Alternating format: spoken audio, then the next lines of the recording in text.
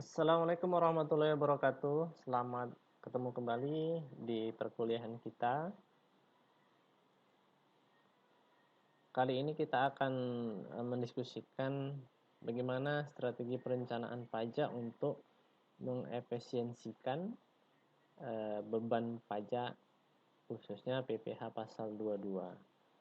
Oke, sebelum kita lanjut diskusi kita ya, terlebih dahulu kita harus paham dulu objek pajaknya itu ada PPh 22 impor, kemudian ada PPh 22 bendaharawan ya, BUMN atau BUMD yang anggarannya itu dari APBN atau APBD. Selanjutnya ada juga PPh pasal 22 objek pajak dari kegiatan usaha lain ya, seperti produksi Pertamina ya, BBM, produksi rokok ya, semen, otomotif, baja, tas dan lain-lain. Jadi ini adalah bentuk objek-objek penghasilan dari PPh pasal 22. Oke. Nah, sekarang kita akan memberikan contoh untuk bagaimana cara melakukan manajemen terhadap pemotongan dan pemungutan PPh 22 import ya. Nah, kalau import PPh 22 import ini ada perbedaan tarif yang 2,5% dan 7,5% ya dari CIF ya, cost insurance freight ditambah bea masuk. Nah, kedua perbedaan tarif ini dikarenakan di dalam proses import itu ada syarat API ya, angka pengenal import. Jadi bagi perusahaan yang ingin mengimport dengan tarif yang lebih rendah itu harus mengurus angka pengenal import. Nah, tetapi kalau tidak ada API, maka tarifnya itu menjadi lebih tinggi ya, 3 kali lipat menjadi 7,5% dari nilai import ditambah asuransi, ditambah ongkos, ditambah bea masuk.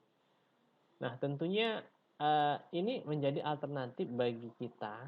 Apakah kita harus mengurus API atau bagi perusahaan ya, apakah bisa langsung melakukan import? Nah, kita lihat ilustrasi seperti ini ya. Nah, jadi di sini ada selisih 5% ya. 5% tarif import ini, maka disinilah perusahaan mengambil keputusan apakah kita menggunakan pengurusan import atau angka pengenal import atau tidak ya. Nah, kita lanjut dulu. Nah, jadi begini, ada alternatif dalam melakukan minimalisasi pemilihan tarif ya. Pertama, kita bisa melakukan peminjaman angka pengenal import bagi perusahaan importir ya yang belum punya API. Jadi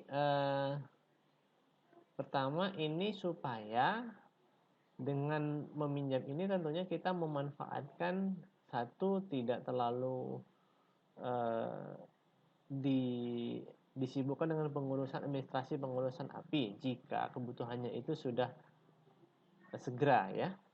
Kemudian kita tetap menjaga supaya kita masih bisa mengefisiensikan tarif atau masih ada selisih persentase tarif yang kita bisa simpan ya atau bisa kita hemat. Otomatis itu akan mempengaruhi cash flow di perusahaan. Biasanya untuk handling fee peminjaman API ini kepada non API itu kisarannya ya berdasarkan literatur atau dari rata-rata perusahaan yang melakukan penyewaan API ini itu range-nya antara 1,5 sampai 2% dari nilai transaksi impor ya. Nah, otomatis ini masih ada selisih ya. Katakanlah 2% kita ambil ya. 2% ditambah dengan tarif pajaknya tadi 2,5% kan.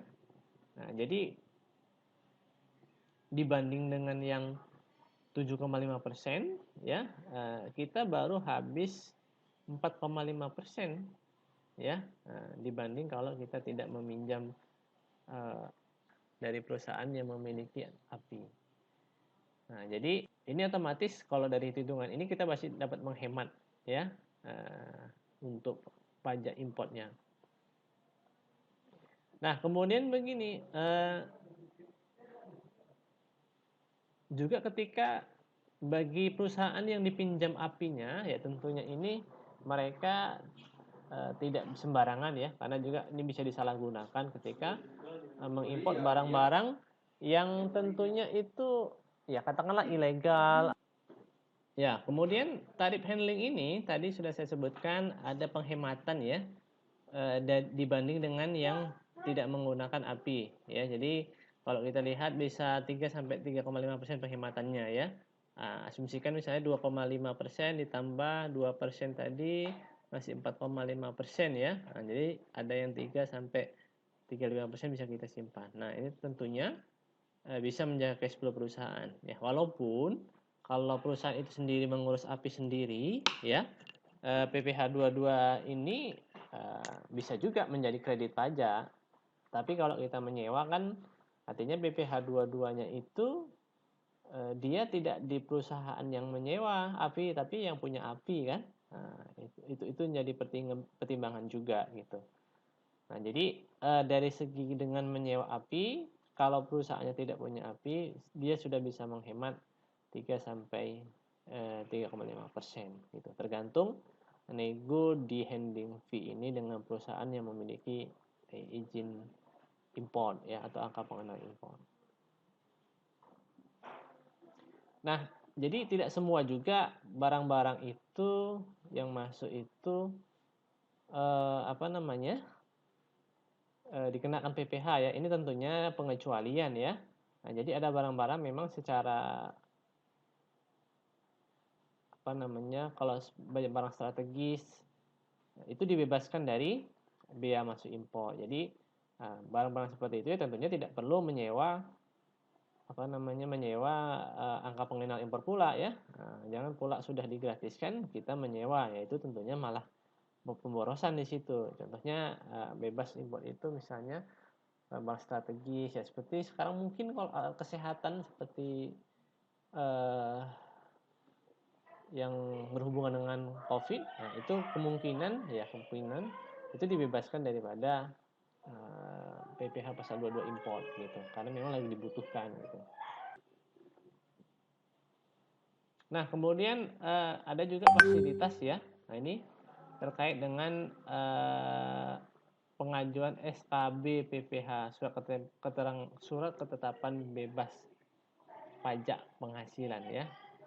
Jadi begini, untuk sekarang itu ada perusahaan yang di bawah omset 4,8 miliar ya, kategori UMKM itu kan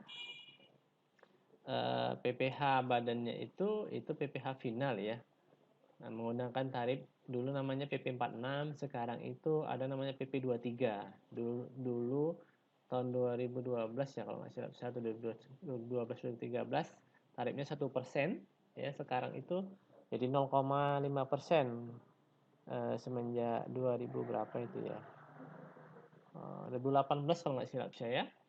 Jadi kalau sudah menggunakan fasilitas ini untuk perusahaan yang omsetnya 4,8 miliar ke bawah ya, itu otomatis dia bisa mengajukan SKB, surat keterangan bebas PPh ya. Kenapa bisa? Karena untuk perhitungan pajak badannya dia tidak dari laba atau ruginya, tapi dari omsetnya. Omset berapa total omsetnya? Misalnya 4 miliar dikali 0,5%. Nah, itulah yang harus dibayar. Tapi pembayarannya setiap bulan ya. Nah, jadi omset tiap bulannya misalnya 400 juta, maka pajak yang harus dibayar PP 23-nya 0,5% kali 400 juta. Ya.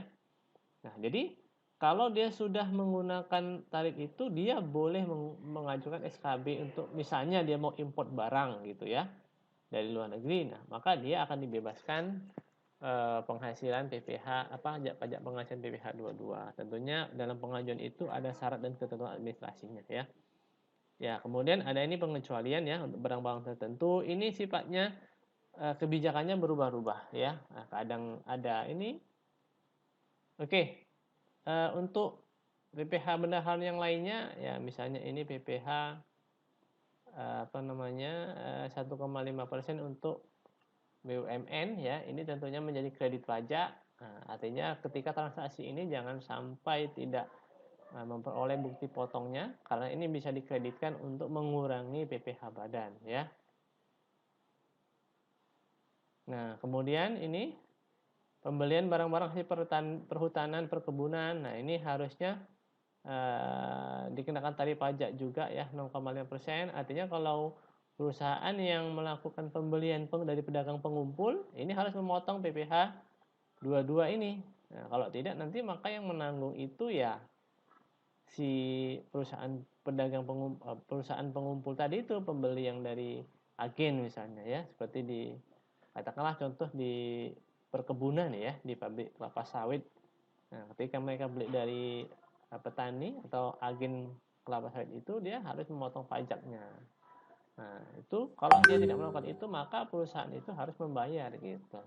Jadi kan jadi pemborosan di situ ya, karena harus dilakukan pemotongan tapi tidak dilakukan pemotongan terhadap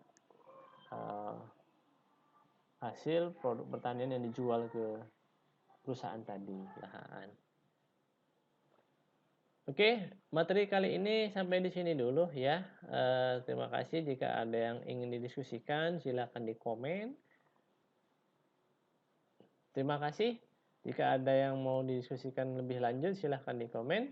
Sampai ketemu di materi berikutnya. Assalamualaikum warahmatullahi wabarakatuh dan salam sejahtera dan sehat selalu untuk kita semua.